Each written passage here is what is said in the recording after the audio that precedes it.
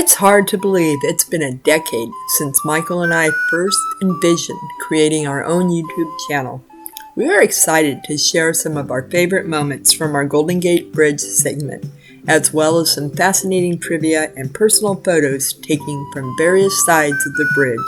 And while standing on it, don't forget to bring a jacket as it can get quite chilly 250 feet above the ocean. It's uncertain if Mark Twain actually said, "The coldest winter I ever spent was a summer in San Francisco," but whoever did say it was certainly correct.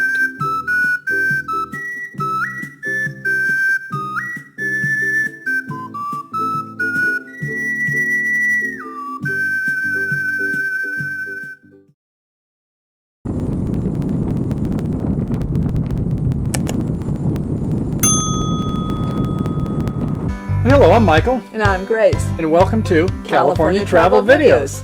And here we are on our third episode, and we're going big time this time, away from the state parks and up to federal property. We're going to go to the Golden Gate Bridge. You excited about this, Grace? I'm excited. I'm full of apprehension. I'm a little bit nervous. Because that's the cover of the Rolling Stone magazine, that beautiful Golden Gate Bridge. Aha. Well, maybe she can sing out to us later, but be sure to pack your earbuds. So at any rate, a lot to talk about on the Golden Gate Bridge, and let's dig in. We're going to be talking about the history, the statistics, some fun facts, the people who are involved with the bridge, the finances. Where to take pictures. And probably we ought to talk about pictures, shouldn't we? Yeah. Pictures and sights to see. Maybe a little bit about movies, too, if we have time. Maybe. Okay. So where do you want to start? Let's start with people who go to visit. I mean, a little bit of an indication of that would come from the fact that over 40 million cars go over that bridge each and every day. Or not every day. Well, that would be a lot. That would be quite a bit. 40 million a day. It's about 100,000 a day, but 40 million a year. 40 million. 40 million. And you count them. All of them. 1, 2, 3. Okay, that's close enough. Yeah, I hang right up there at the Vista Point on the Marin side. That must get them a lot of money then. So as you recall, it is a fee, a toll bridge, and so back before the bridge, we'll get to that, but back in the days of the ferry service, it was $1 a day. The Southern Pacific Railroad made the money from it. Gold piece? I guess so. Probably would have been the real stuff then. No silver certificates back in those days. And in 1937, when the bridge was completed, it was half of that, 50 cents a day. What happened after that, Grace? Well, it was really interesting because where everything else in my entire life, all I've ever known is inflation to go up, during that time period in 1950, they dropped that toll to 40 cents, in 1955 to 35 cents, and then it went as low as 25 cents. That was when my folks moved out from Minnesota. Wow. 25 cents. It was almost paid for. It was almost paid for. You know, and they did say that when the bridge was paid for, that they would stop charging a toll. Well, what I found out is they actually did have a toll for the pedestrians to walk across the bridge from 1937 to 1970. And then the toll stopped. So there you go. They did hold true to what they said they were going to do. Yeah. And then, of course, as we all know, starting in 1977, it went back up to $1. And then 1981, it was 2 and progressed to 3, 4, 5, and now it's 6. Probably still yet to go up more. This year, coming soon in 2014, to a theater near you, probably $7.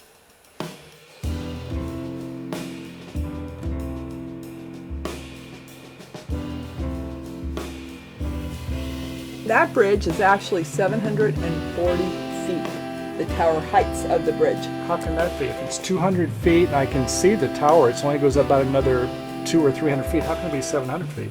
Because 1/3 of it is underwater. Oh, I guess that's right. If you're going to build a bridge tower, you got to start down underneath. That would have been quite a big trick, wouldn't it? That would be a big trick. Those people in the 1930s, they could really hold their breath, I guess, couldn't they?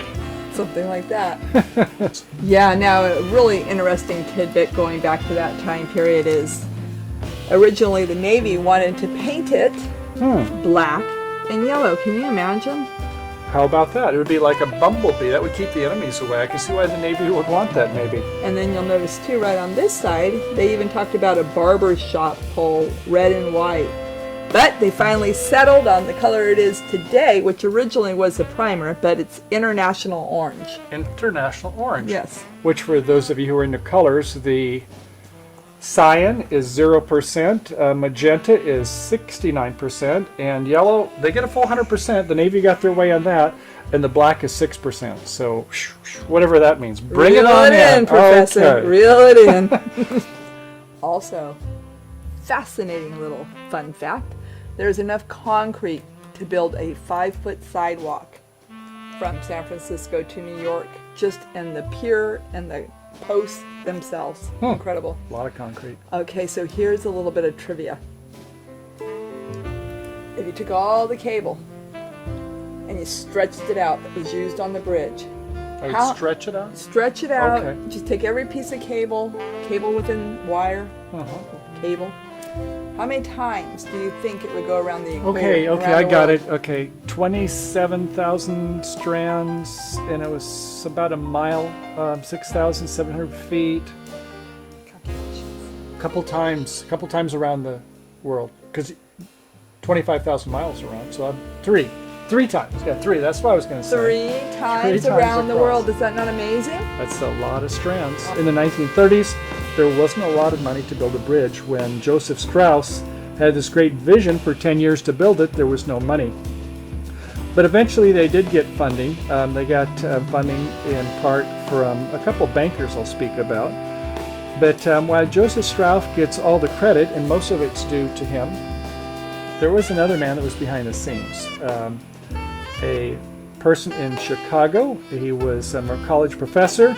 He wasn't really an engineer, but he did a lot of the engineering design. And so Charles Ellis was the name behind the bridge that did most all of the calculations. Because while Joseph Strauss, as a boy, actually as a teen, he was in a hospital, and he looked out his window there and he saw where there was a bridge that got him interested in it, but he didn't do suspension bridges. And Charles Ellis was more of a mathematician. So Leon Mosif and Charles Ellis did most all of the calculations. He worked on it for about 3 years, and unfortunately Joseph Strauss, being a good project manager and a good personnel manager in some ways, but unfortunately he didn't give as much credit to Charles Ellis. So it wasn't until 75 years later, at the 75th anniversary, the Golden Gate Bridge says we give credit to Charles Ellis for being the designer. How about that? That's amazing. And you know, the main thing I think back on is the same place where the Roundhouse and the gift shop is located. They have the statue of Joseph Strauss. And it'd be kind of nice in a way to see one for Ellis and the others that worked, or at least some type of plaque or information to give that. Yeah. Okay, let's talk about Hollywood movies. So maybe in 2011, one of the most recent ones, Rise of the Planet of the Apes.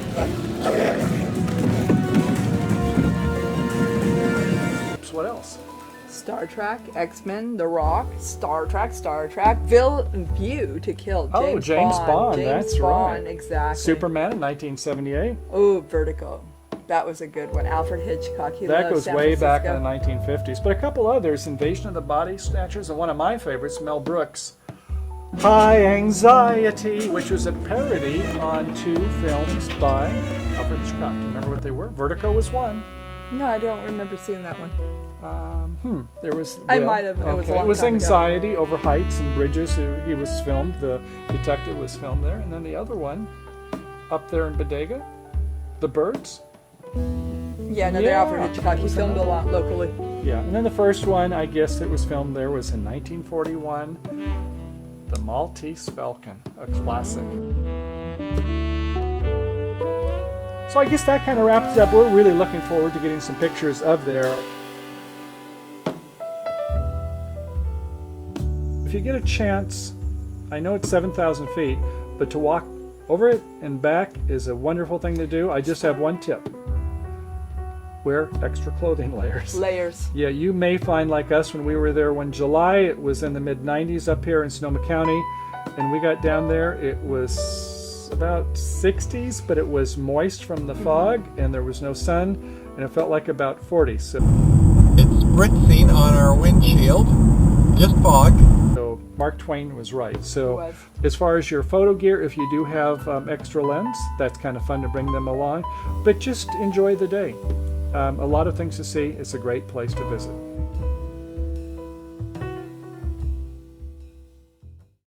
So we're inside of the Roundhouse here today at the Golden Gate Bridge, and we're talking to Katrina McAllister, and we'd just like to take a moment to find out what makes the Roundhouse and this part of the Golden Gate Bridge a nice place to visit. The Roundhouse used initially to be a diner, actually, in its original form, and then it went through several functions. Nowadays, we do a green screen photo program in the Roundhouse and tours of the bridge. This is actually the very first time that we do guided walking tours on the bridge. They're 45 minutes long, and they really talk about the history of the bridge, who built it, what effort it took, about all the dangers and all the persistence and perseverance of Joseph Strauss to make this beautiful icon back there happen. So those tours go out every day, every hour, and 7 days a week, holidays too? 7 days a week, yes. Oh, yes. wow. Holidays, wow. hopefully, particularly holidays, of course. We hope to get as many visitors as we can. This is our second season to do tours by the bridge. This is also the first time that official tours are given by the bridge here. So we are kind of pioneering this area. Well, it looks really exciting. How many visitors do you think you get every year? Well, right now, since we are a new program, we have about 2,000 to 3,000 visitors in the season. We are a seasonal operation with the tours. The photo operation operates year-round, but in the tours, we run usually April through October. Fantastic. Yeah. Well, thank you for taking the time to talk to us. We appreciate it. Very And welcome. enjoy your day here in nice, cool San Francisco. And come into the Roundhouse anytime. Thank you. Thank you. I'm feeling like sunshine, like springtime, like something's in the water and I'm taking a deep dive. I'm feeling so weightless, like I'm gonna make it, and nothing in the universe can take this. I can see it clearly now, nothing gonna bring me down. I got my head held high, I'm on my way, and I'm following the signs to my happy place. I'm walking in the light of a brand new day, and I'm right where I belong in my happy place. Follow me to my happy place. Follow me. I'm feeling like freedom, like a room with no ceiling. Easy breezy dancing for no reason.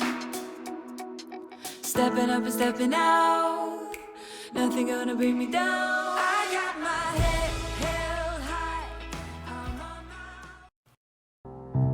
my... Check test. Check test. Check test. Don't look Okay. sweaty.